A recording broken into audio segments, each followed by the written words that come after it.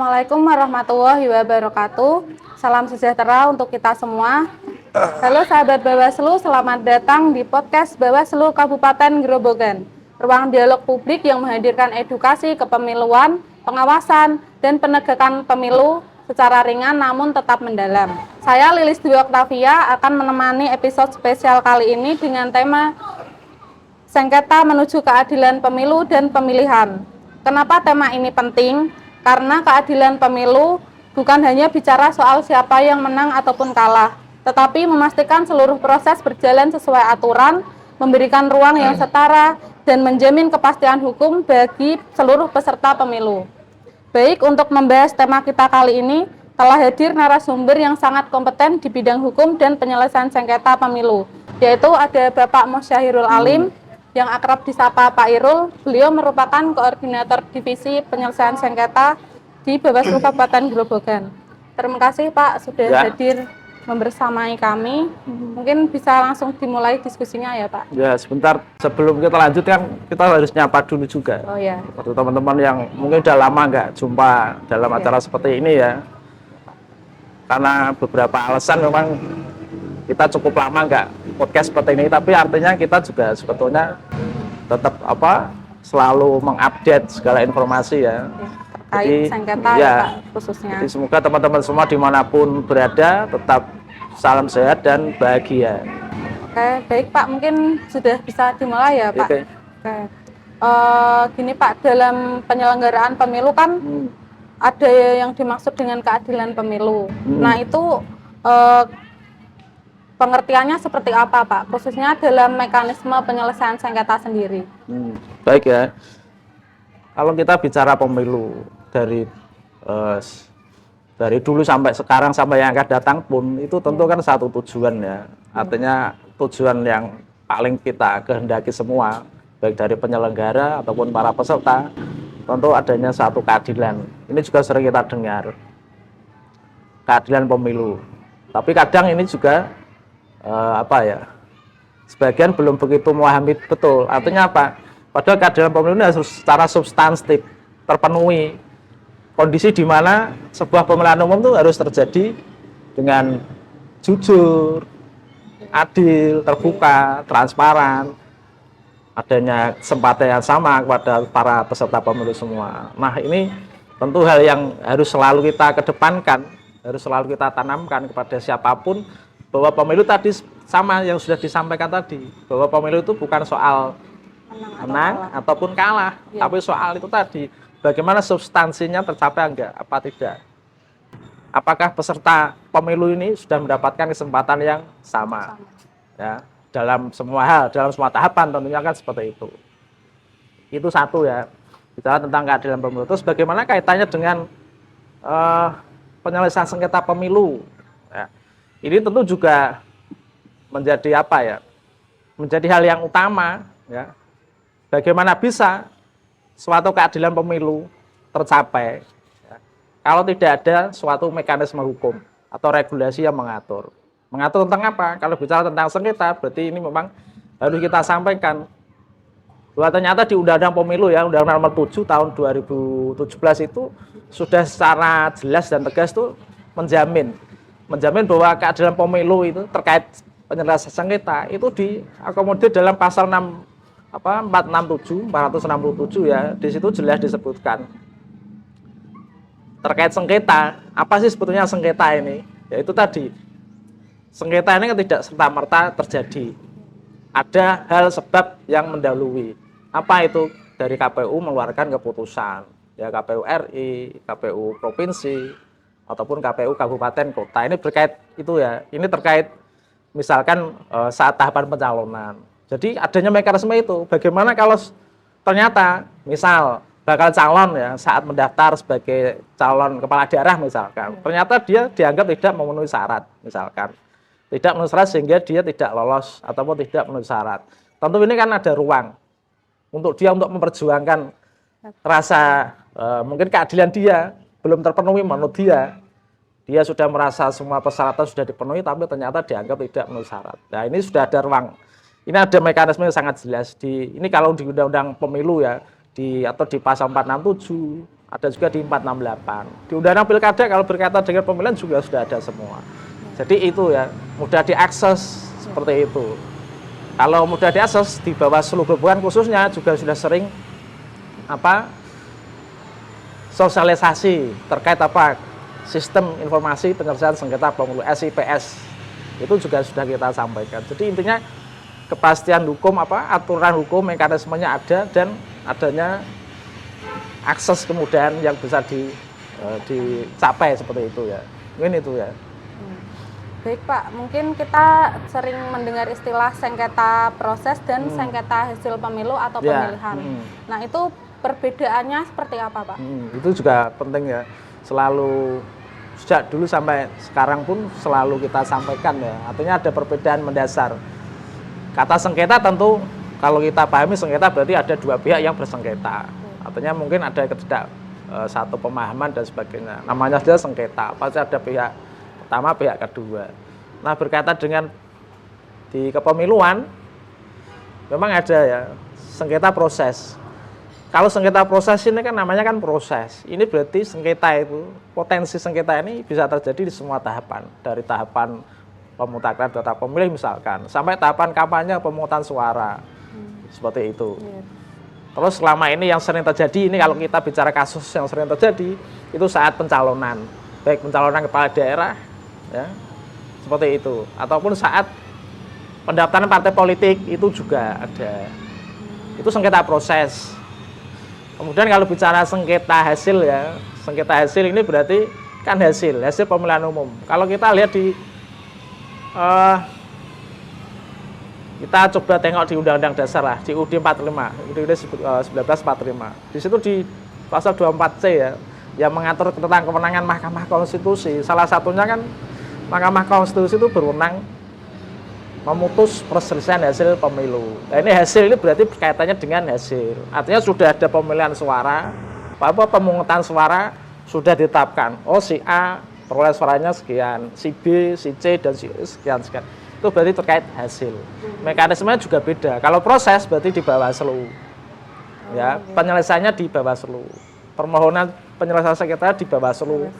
Bawaslu provinsi atau Bawaslu kabupaten. Tergantung di mana itu terjadi. Tapi kalau berkaitan hasil tentu di Mahkamah Konstitusi. Sama kayak kemarin itu kan banyak ya, kalau kita lihat di hasil pilkada kemarin di Mahkamah Konstitusi ya seperti itu. Itu ya. Baik, kemudian dalam penyelesaian sengketa hasil pemilihan Pak, bagaimana Mahkamah Konstitusi itu menilai suatu pelanggaran yang memengaruhi hasil secara signifikan itu diperintahkan untuk melakukan pemungutan suara ulang Pak atau PSU?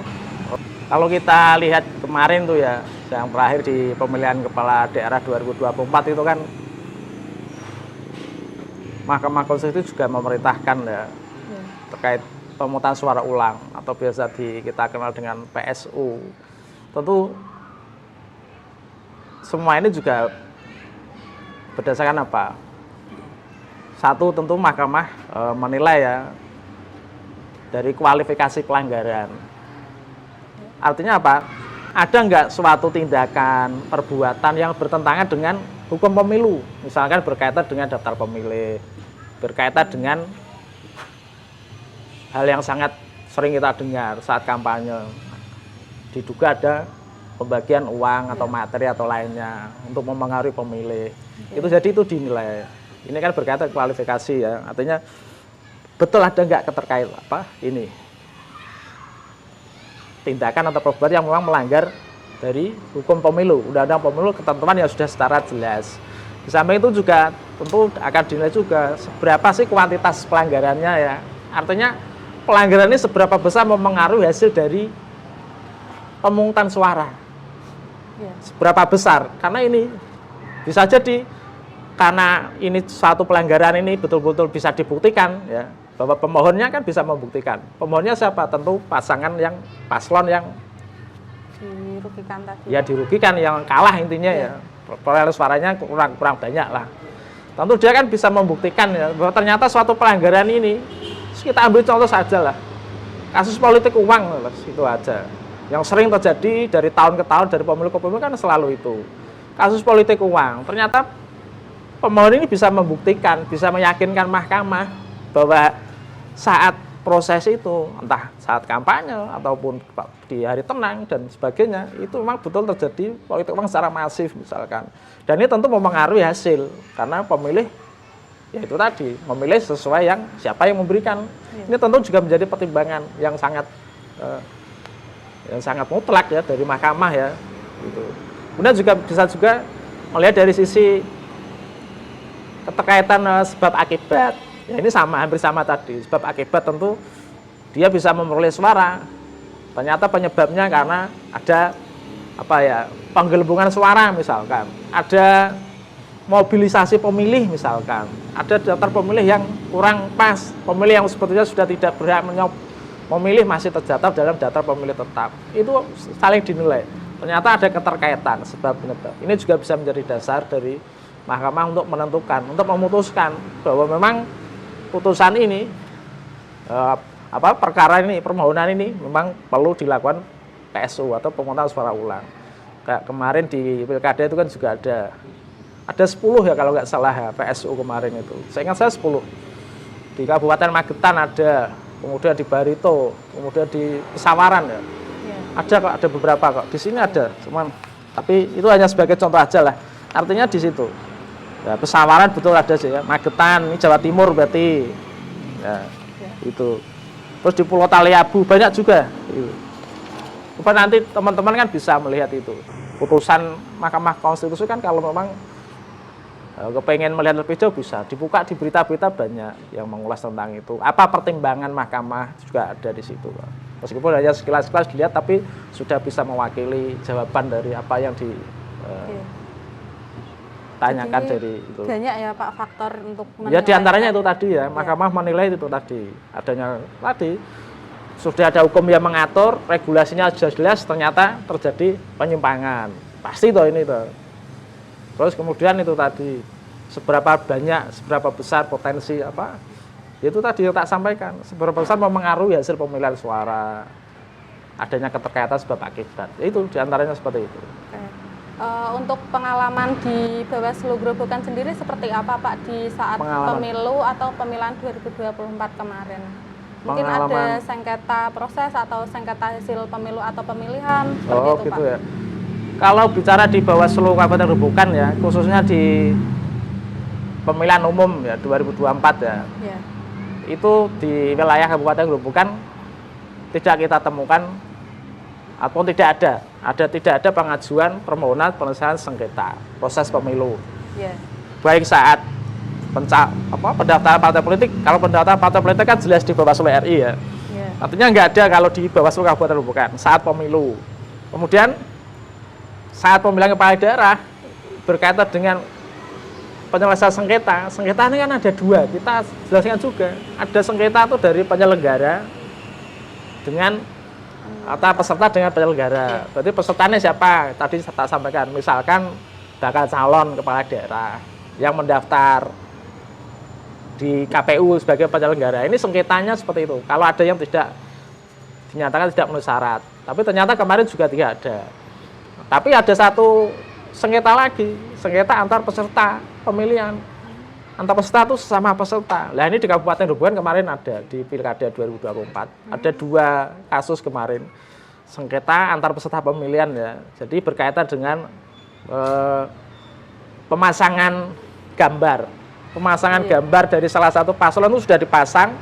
Kemudian paslon yang lain masang juga tapi nutupi. Menimpa gitu ya. Akhirnya yang pertama ini ketutupan sebagian. Itu kan salah satu juga sengketa dari antar peserta pemilihan. Itu ada kalau di Kabupaten.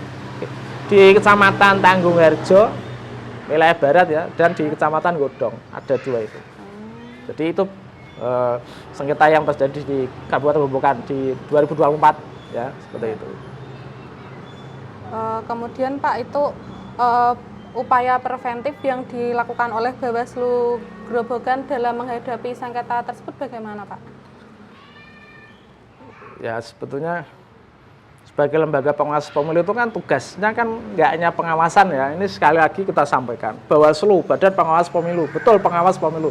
Tapi kewenangannya tidak sebatas hanya pengawasan. Ini juga berkaitan dengan pencegahan. Pencegahan bisa berkaitan dengan pencegahan pelanggaran ataupun pencegahan supaya tidak ada ataupun tidak terjadi sengketa. Nah, ini salah satu langkah konkret yang selalu kita lakukan ya di Bawaslu Grobogan. Misalkan saja kita ambil satu contoh. Saat pemilu, saat pendaftaran calon legislatif, anggota DPRD, kita itu selalu sosialisasi jelas ya. Kita jelas sosialisasi dengan mengundang partai politik, mengundang pihak-pihak terkait itu pasti. Tapi artinya ada langkah yang secara konkret juga kita lakukan. Kita membuka posko aduan secara online.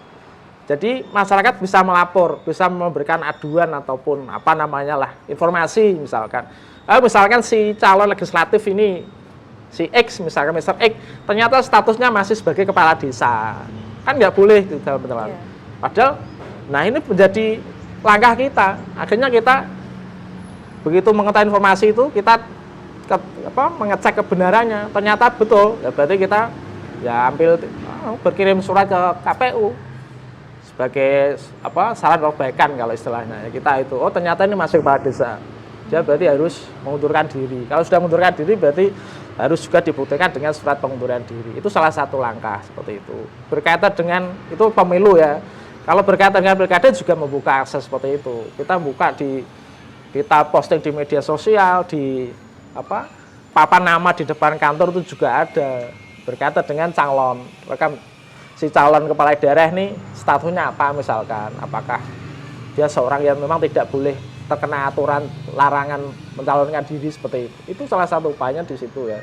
Jadi kita melibatkan masyarakat lah. Kan nggak mungkin kita sendiri melakukan pengawasan, pencegahan. Kalau masyarakat di Kabupaten Grobogan tidak kita libatkan. Apalah kita hanya 5 orang di Bawaslu Kabupaten. Kalau di tingkat kecamatan 3 orang. Bahkan di tingkat kelurahan desa hanya 1 orang. Nggak mungkin kita bisa maksimal melakukan tugas kita. Kalau kita tidak melibatkan masyarakat sebagai pengawas partisipatif, kalau di kita itu seperti itu ya. Itu ya Pak ya. Oke. Baik, mungkin untuk pesan closing nih Pak. Bisa mau minum dulu ya? Oh boleh iya ya? Pak. Silakan Pak. Jadi untuk upaya preventif tadi juga melibatkan masyarakat sebagai pengawas partisipatif ya Pak.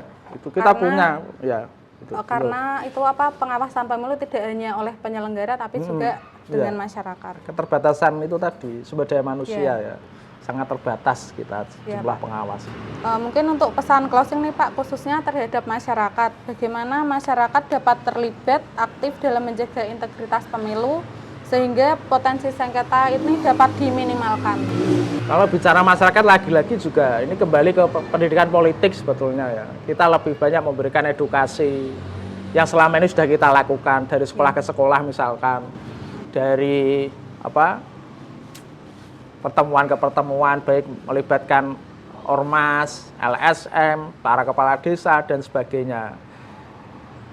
Kita kan selalu satu hal yang selalu kita tekankan itu ya, bahwa pemilu tadi ya, kita balik lagi ke keadilan pemilu tadi ya.